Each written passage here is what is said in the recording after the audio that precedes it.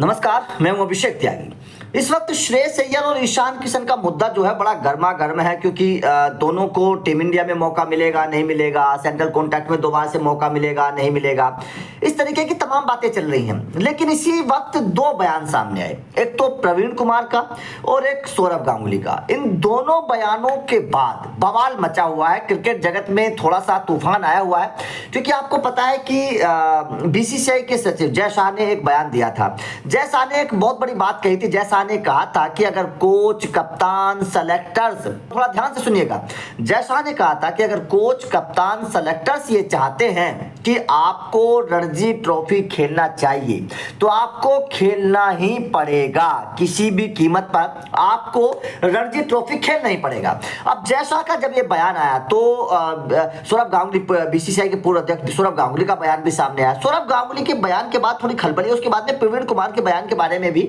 मैं आप लोगों को बताऊंगा। दरअसल सौरव गांगुली ने बीसीसीआई को एक सलाह दी है। सौरव गांगुली ने रोजर बिन्नी और जय शाह को एक सलाह देते हुए कहा है कि आपको इन खिलाड़ियों से बातचीत करनी चाहिए। भाई साहब, ऐसा क्या हो गया कि इन खिलाड़ियों ने खेलने से मना कर दिया? क्योंकि अभी तक तो ऐसा हुआ नहीं कि बीसीसीआई की बात ना मानते हो खिलाड़ी, या फिर इस तरीके से सेंट्रल कॉन्ट्रैक्ट से किसी खिलाड़ी को नाराज होकर बाहर कर दिया हो। ये तो पहला मामला है। तो सौरव गांगुली ने कहा कि भाई साहब, खिलाड़ियों से बातचीत करिए, आखिर वो नाराज क्यों है, किस वजह से वो नहीं खेल पा रहे हैं, किस वजह से उनके अंदर इतना गुस्सा है, उनसे आपको बात करनी पड़ेगी, ये सौरव गांगुली ने कहा है। तो जाहिर तौर पर ये बात सौरव गांगुली की बिल्कुल ठीक है कि भाई साहब, खिलाड़ियों की नाराजगी का पता तो चले, आखिर खिलाड़ी नाराज क्यों है? क्योंकि ईशान किशन, श्रेयस अय्यर इस लंबे वक्त से टीम इंडिया के लिए खेलते आ रहे हैं। ऐसा नहीं है कि वो छोटे टर्म से टीम इंडिया के लिए खेल रहे, लंबे वक्त से खेलते आ रहे हैं। तो आखिर वो नाराज क्यों है, क्या रीजन है? इसके बारे में बीसीसीआई को जानना चाहिए। बीसीसीआई को भी थोड़ा सा अपना गुस्सा छोड़कर इन खिलाड़ियों से बैठकर एक बार बात करनी चाहिए कि भाई साहब, मैटर क्या है पूरा। ये सौरव गांगुली ने सलाह दी और मेरे हिसाब से ये सलाह बिल्कुल ठीक है। उसके बाद में प्रवीण कुमार का एक बयान हाल ही में सामने आया। प्रवीण कुमार ने कहा है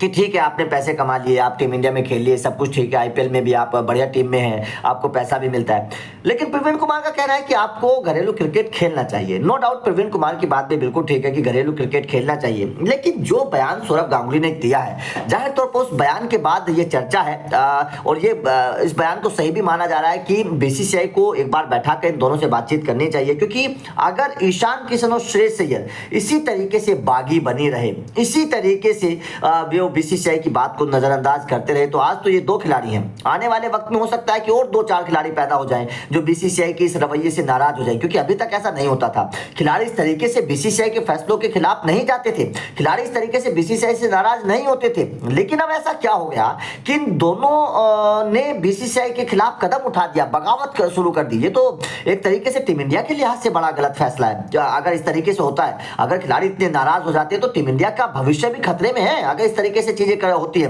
तो जाहिर तौर पर बीसीसीआई को सौरव गांगुली की बात ये माननी चाहिए। जय शाह को, रोजर बिन्नी को, सेलेक्टर्स को बैठकर एक बार इन दोनों से बातचीत करनी चाहिए। इनके मन में क्या है, ये क्यों नजरअंदाज कर रहे हैं बीसीसीआई के उस आदेश को, क्यों घरेलू क्रिकेट नहीं खेल रहे हैं? क्योंकि ऐसा तो नहीं है कि इन दोनों को अपने करियर की फिक्र नहीं है, फिक्र तो जरूर होगी, लेकिन आखिर ये खेल क्यों नहीं रहे हैं? ये रीजन बीसीसीआई को जरूर पूछना चाहिए और इसका सोल्यूशन जल्द से जल्द निकालना चाहिए।